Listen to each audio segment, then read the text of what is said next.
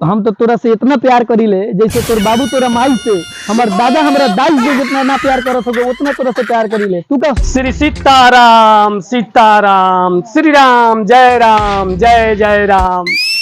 हमर नाम है मुकुल दास।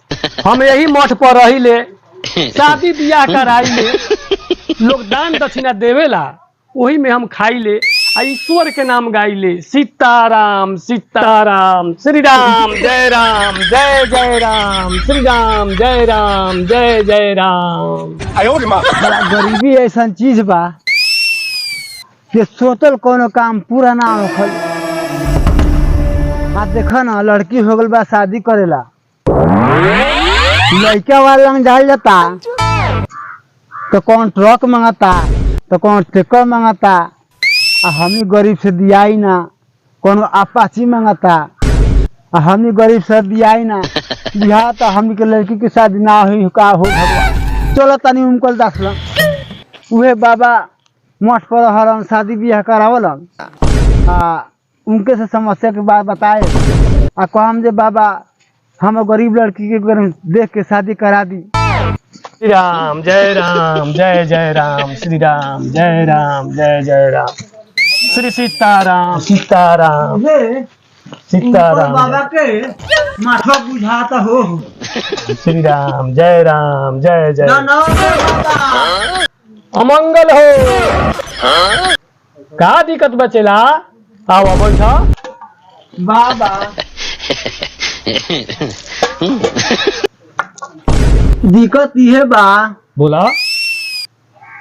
हमार लड़की शादी करे जोग हो गल बा, कौनो लड़का होखे तो बता। रे तोर तो लड़की के शादी हो गेल बा।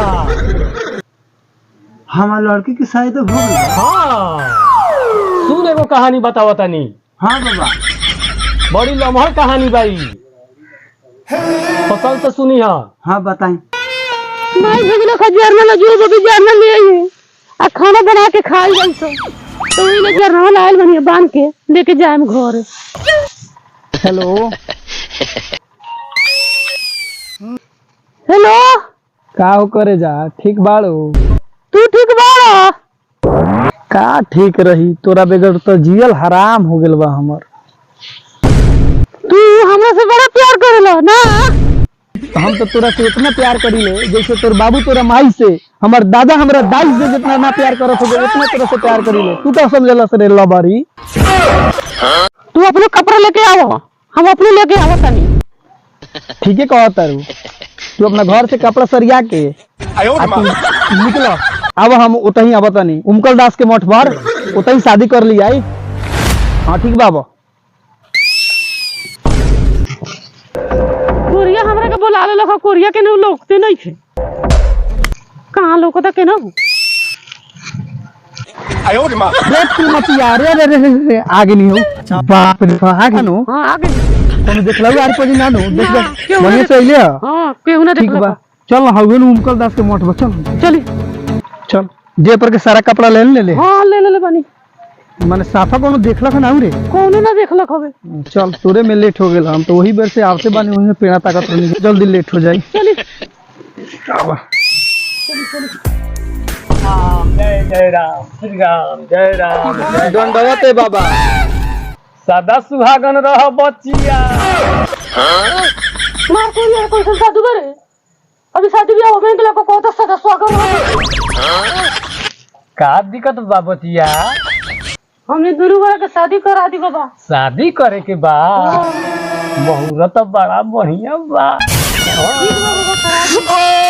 हमने दोनों गोड़ा बड़ा दूर से भाग के आयल बानी बाबा, हमने के शादी करा दिया बाबा।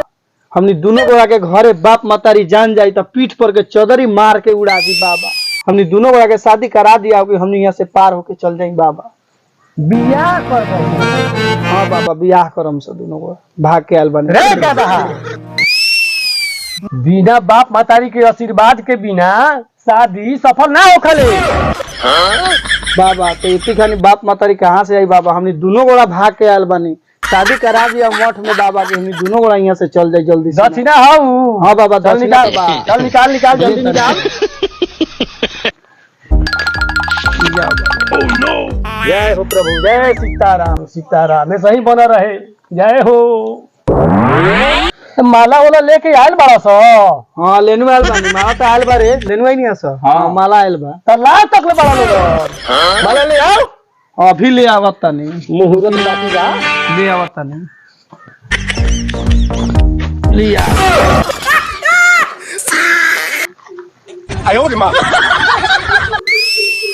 का भेल बाबा? अरे ई कौन माला है रे?